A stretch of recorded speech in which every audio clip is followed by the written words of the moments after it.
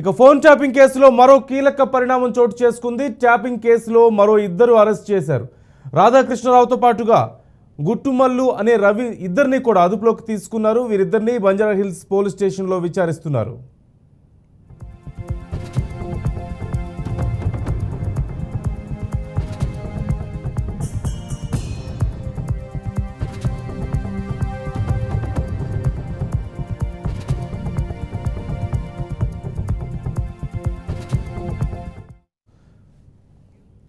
పూర్తి సమాచారం మా ప్రతినిధి లిఖితని అడిగి తెలుసుకుందాం.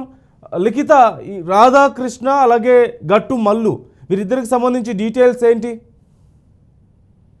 రైట్ నన్ను ఇక్కడ ఈ ఫోన్ ట్యాపింగ్ కేసులో ఇప్పటికే మనం ముందుగా మాట్లాడుకున్నట్లే ఎవరైతే ఈ భుజంగరావు ప్రణీత్ రావులకు సన్నిహితులు ఉంటారో వారికి సంబంధించి ఇప్పటికే చాలా వరకు డేటాను తీయడం అయితే జరిగింది. అందులో భాగంగానే మరో ఇద్దరిని కూడా ఇప్పటికే పోలీసులు అదుపులోకి తీసుకున్నట్లుగానైతే తెలుస్తుంది. దీనికి సంబంధించి వారిని కూడా ప్రస్తుతం బంజారా హిల్స్ పోలీస్ స్టేషన్ లోనైతే వారిని విచారిస్తున్నట్లుగా తెలుస్తోంది. చాలా వివరాల కొరకు అంటే ఏదైతే ఇప్పుడు కోర్టులో కేసు కొనసాగుతుందో దీనికి సంబంధించి ముగ్గురిని కలిపి ఒకేసారి విచారణ చేయాలంటూ కూడా కోరారు అధికారులు. సో దీనికి అనువుగా ఉండేందుకు మరికొంత బలం చేకూర్చేందుకు అయితే ప్రస్తుతం ఆ ఇద్దరిని కూడా అదుపులోకి తీసుకొని వారికి సంబంధించి కూడా చాలా విషయాలపైన విశ్లేషణ చేస్తున్నట్లుగానైతే అర్థమవుతుంది. అంతేకాకుండా మరికొంతమంది ఎవరెవరున్నారు ఏంటి అనే వివరాలు పూర్తి స్థాయిలో అసలు ఎవరైతే ఇప్పుడు ఇద్దరిని అరెస్ట్ చేశారో ఆ ఇద్దరు ఎవరు ఏంటి అనే వివరాలు పూర్తి స్థాయిలో బయటికి రావాల్సి అయితే ఉన్నది.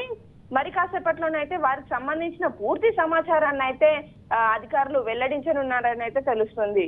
నందు, అంటే ఇప్పటి వరకు జరిగినటువంటి అరెస్టుల నేపథ్యంలో ఎటువైపు టర్న్ తీసుకుంటుంది? ఓవైపు రాజకీయంగా మనం చూస్తూనే ఉన్నాం, కేటీఆర్ మీద ఏదో కేసు వస్తుందని, లేదంటే వారి కుటుంబానికి సంబంధించిన వాళ్ళు ఇంకా ఉన్నారని, ఇలా రకరకాలుగా ఉన్నాయి.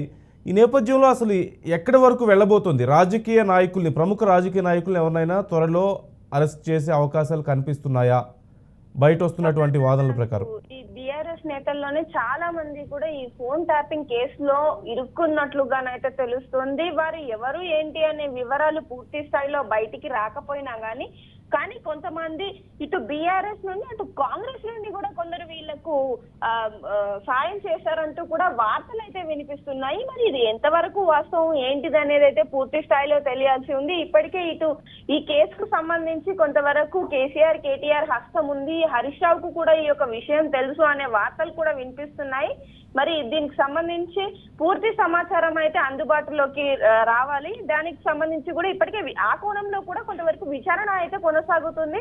ఇందువల్లనే కొంతవరకు బీఆర్ఎస్ నేతల్లో కావచ్చు, గత ప్రభుత్వంలో ఉన్న కొందరు అధికారులకు సంబంధించి కావచ్చు, చాలా వరకు భయాందోళనకు గురవుతున్న పరిస్థితి అయితే కనిపిస్తుంది. ఎందుకంటే వారికి సంబంధించిన ఆస్తుల వివరాలతో సహా అధికారులు బయట పెట్టే అవకాశం ఉంది.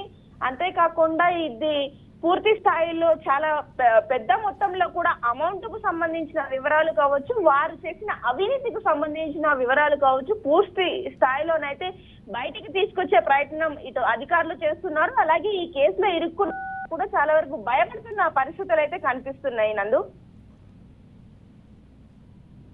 Right, thank you Likhita.